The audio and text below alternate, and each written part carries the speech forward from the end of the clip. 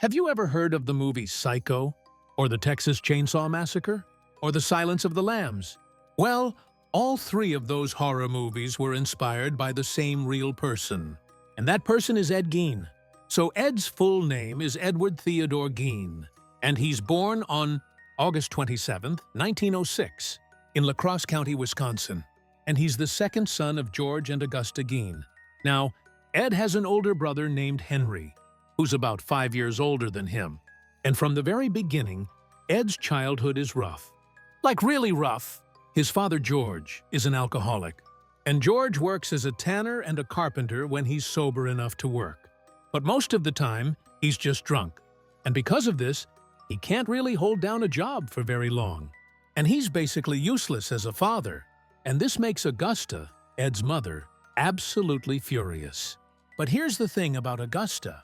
She's extremely religious, like fanatically religious, and because of her beliefs, she refuses to get a divorce no matter how bad things get with George. And so Augusta decides that she's going to be the one running the household. And she becomes incredibly controlling, especially over Ed and his brother, Henry.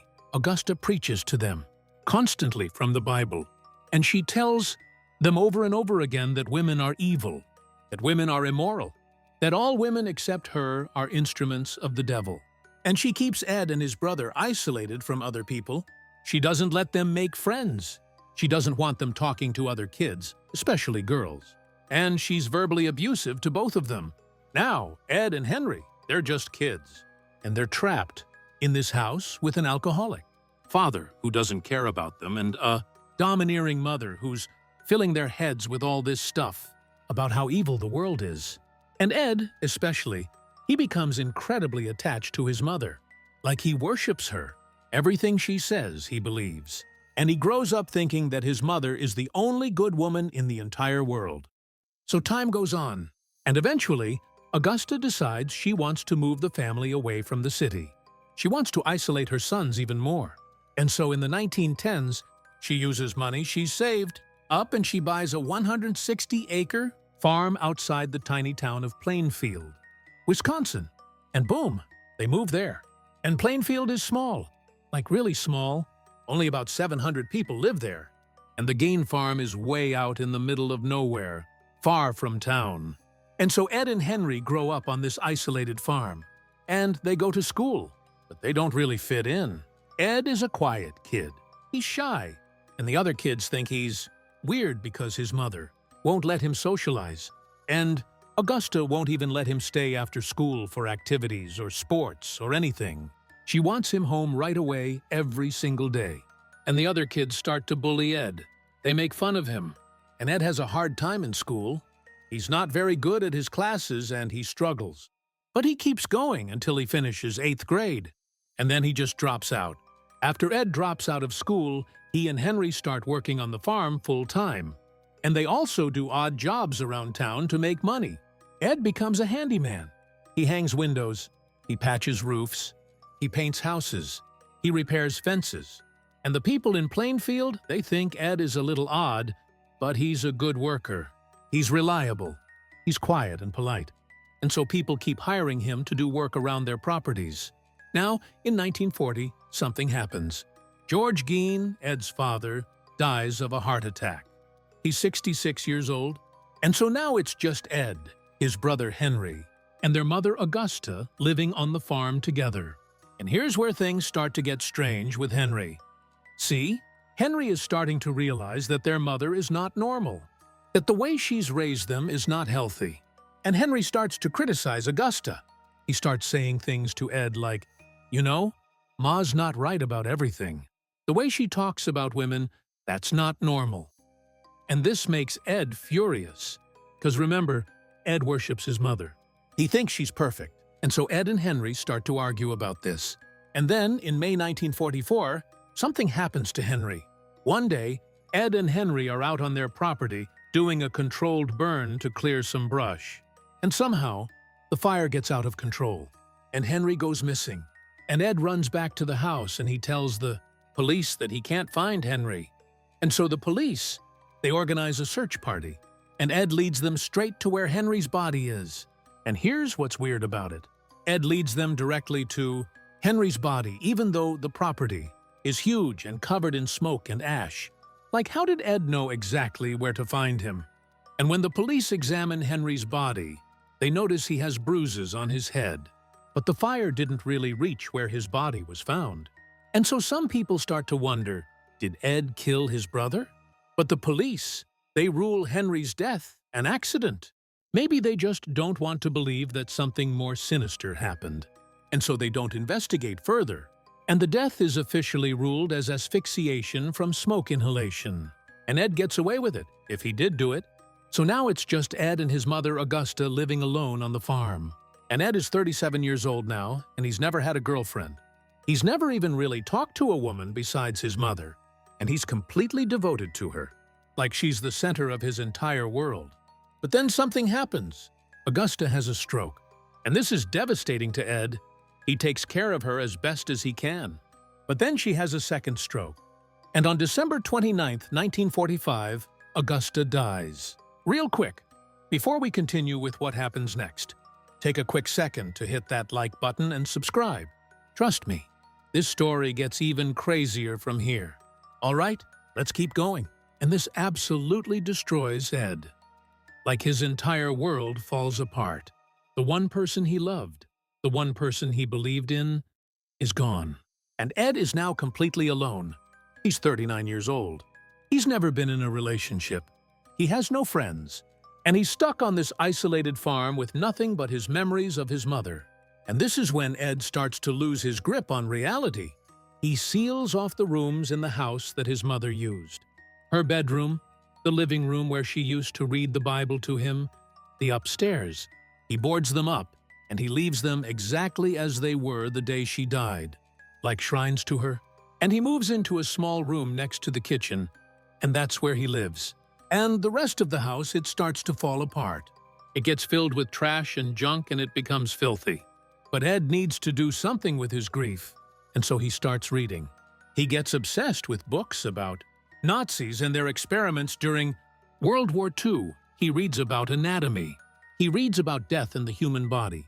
And he becomes fascinated with the idea of bringing people back from the dead. And he starts thinking about his mother. And he gets this idea in his head. What if he could somehow bring her back? What if he could recreate her? And so Ed starts doing something absolutely horrifying. He starts going to local cemeteries at night, and he digs up graves. He's looking for bodies of women who were recently buried. Women who kind of looked like his mother. And he takes the bodies back to his farm, and then he does terrible things with them. He skins them. He removes body parts. He makes things out of them. He makes masks out of human skin that he can wear. He makes a vest out of skin. He keeps skulls. He keeps other body parts preserved in different ways around his house. Now, Ed doesn't do this every night. He's not consistent about it. Sometimes months go by between grave robbings, and the authorities, they don't notice that graves are being disturbed. Or if they do notice, they don't think much of it. Maybe animals got into the cemetery. Nobody suspects that someone is digging up corpses. And so this goes on for years.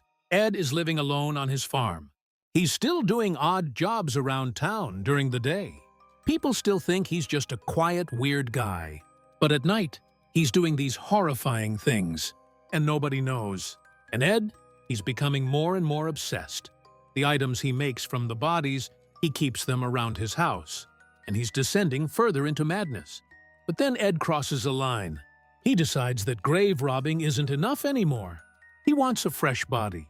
And so on December 8th, 1954, Ed walks into a tavern in the nearby town of Pine Grove.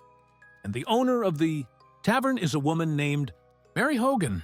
She's 51 years old, and the tavern is pretty empty that day. And Ed shoots Mary Hogan in the head with a rifle. And then he loads her body onto a sled, and he drags it back to his farm. And he does to Mary Hogan what he's been doing to the bodies he digs up from graves. Now, people notice that Mary Hogan has disappeared, and the police investigate. They find blood at the tavern. They find a spent bullet casing, but they don't have any real leads, and so the case goes cold. Nobody suspects Ed, and so 3 years go by, and Ed is still living on his farm, still doing odd jobs, And on November 16, 1957, Ed walks into Worden Hardware store in Plainfield. And the owner of the store is a woman named Bernice Worden. She's 58 years old. And her son, Frank Worden, is actually a deputy sheriff. And on this day, Bernice is working alone in the store. Her son is out hunting, and Ed has been to this store before. He knows Bernice, and on this morning, Ed shoots Bernice Worden in the head with a .22 caliber rifle. And then he puts up a closed sign on the door, and he loads Bernice's body into his truck. And he steals the cash register too, because he wants to make it look like a robbery. And then he drives back to his farm. When Frank Worden comes back from hunting that evening, he notices his mother is missing. And the store is closed, but her truck is still parked outside. And there's blood on the floor. And Frank, he's a cop, so he knows something is very wrong. And he starts looking at the receipts. And he sees that the last receipt written that day was for antifreeze. And Ed Gein had been in the store the night before talking about buying antifreeze. And so Frank tells the other police officers, "We need to go check on Ed Gein." And so on the evening of November 16th, police drive out to Ed's farm, and when they get there, Ed's not home. So they start looking around, and they walk over to a shed next to the house, and they go inside. And what they find is absolutely horrifying. Bernice Worden's body is hanging upside down from the ceiling. She's been shot. She's been beheaded. She's been gutted like a deer, and her head is in a box nearby. And the police, they're stunned. They can't believe what they're seeing, and so they decide to search the house. And when they go inside, they discover something even worse. The house is filled with human remains. There are skulls being used as bowls. There are chairs upholstered with human skin. There are lampshades made from faces. There's a belt made from human nipples. There are masks made from faces. There's a box of vulvas. There are bodies' parts everywhere. And the place is filthy and disgusting, and it smells terrible. And the police, they're horrified. They've never seen anything like this before. And so the police, they start looking for Ed. And they find him in town at a neighbor's house. And they arrest him. And at first, Ed is calm. He's cooperative. And they take him to the police station. And they start questioning him. And eventually, Ed confesses. He admits to killing Bernice Worden. He admits to killing Mary Hogan. He admits to robbing graves. He tells them everything. And he talks about it in this matter-of-fact way, like he's talking about the weather. And the police, they can't believe it. This quiet, odd man who everyone thought was just harmless has been doing these horrific things for years. And nobody knew. And the news spreads quickly. And the people of Plainfield are shocked. They're horrified. They can't believe that Ed Gein, the guy who did odd jobs around town, the guy who seemed so quiet and polite, was capable of something like this. And the story hits the national news. Reporters from all over the country descend on Plainfield. And Ed Gein becomes famous, or infamous, really.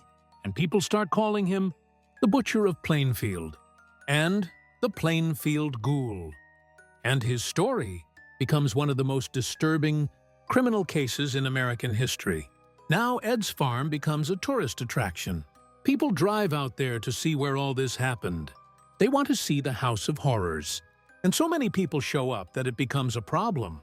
And then in March 1958, the house mysteriously burns down. Most people think someone set it on fire on purpose to stop all the gawking. And so the house is gone. But the story lives on. Meanwhile, Ed is sitting in jail waiting for his trial. And in November 1957, he's charged with first-degree murder for killing Bernice Worden. But his lawyers, they enter a plea of not guilty by reason of insanity. And so doctors examine Ed. And they all agree that he's mentally ill. And in January 1958, a judge rules that Ed is not mentally competent to stand trial.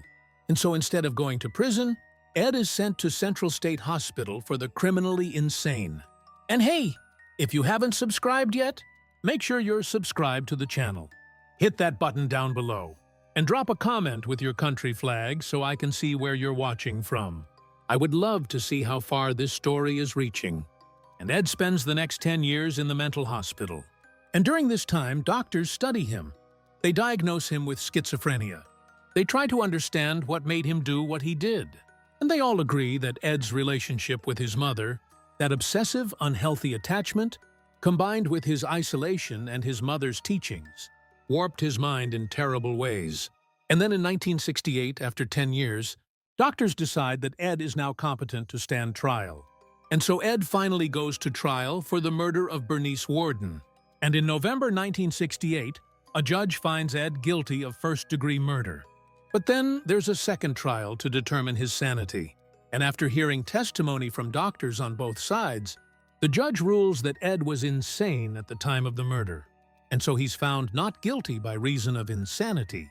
And he's sent back to Central State Hospital. And that's where Ed spends the rest of his life.